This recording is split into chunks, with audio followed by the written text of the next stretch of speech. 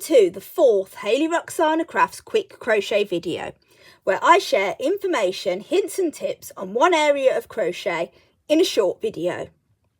In this video, I am focusing on how to do chain stitches. Chain stitches are an integral part of crocheting. After making a slip knot, the next step in a project is often to create a series of chains to form the foundation chain on which the rest of the project is built. As I am right-handed, these instructions are intended for right-handed crocheters. However, if you are a left-handed crocheter, you could use me as a mirror image, so you reverse the hand positions and the orientation. I'm using some DK yarn and a 4mm hook for this, but how you make your chains, the actual process is the same regardless of the yarn weight and hook size. So once you've got your slip knot to attach your yarn to your hook, you then want to get hold of the working yarn, and I do this by passing it through or between my ring finger and little finger, and I just wrap it round my little finger under my other fingers and grab a hold of it between my index finger and my thumb, where I'm also holding the knot at the moment. Okay, and this is just so that you can keep the tension on your yarn. So you try and keep your tension even. And that's just the way I hold it. There are many different ways you can hold your yarn. It's whatever comfortable for you and helps with your tension. You also need to be holding your hook. This can be done by holding it in a pencil grip or in a knife grip or any way that works for you. And I also like to just keep hold of my tail end just to keep it out of the way in my right hand. You don't want to grip onto your hook too tight because you are going to need to be able to turn it in order to do the chains.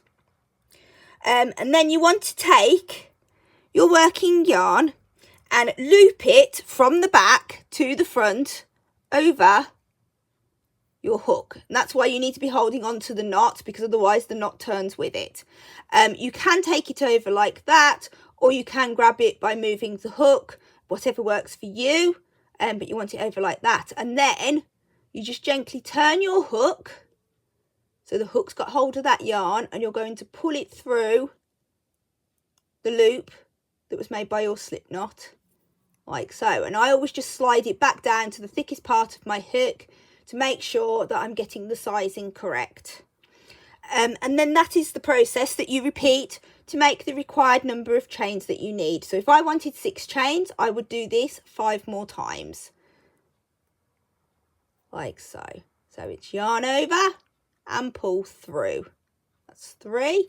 Yarn over and pull through. 4. Yarn over and pull through. 5, and then once more, yarn over and pull through. 6. And as you probably noticed, I keep hold of my tail end just to help with pulling it away and keeping it all out of the way. I don't want to catch this end by mistake. So there I now have 6 chains.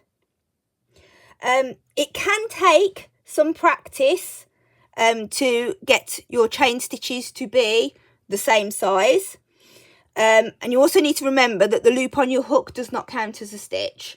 Okay, so I've got 1, 2, 3, 4, 5, 6, but this one doesn't count. Keeping your tension even for chain stitches can take some practice, and if you find your foundation chain is too tight and your project ends up too small at the bottom, it can be worth going up a hook size just for the foundation chain. Likewise, if your foundation chain is too loose, you could go down a hook size for it, but this is something that I find fairly uncommon. The tension of your chain may also depend on the yarn that you're using. It can vary depending on what yarn you've got, but that is how you make your foundation chain. Chain stitches may also be used within a project to create spaces and patterns, and they can also be used on their own to create laces or decorative strings in projects. And a couple of pictures here show you different examples of where chains have been used other than for just the foundation chain. If you have any questions about chain stitches, please pop them in the comments, and in next week's video I will demonstrate how to do double crochets.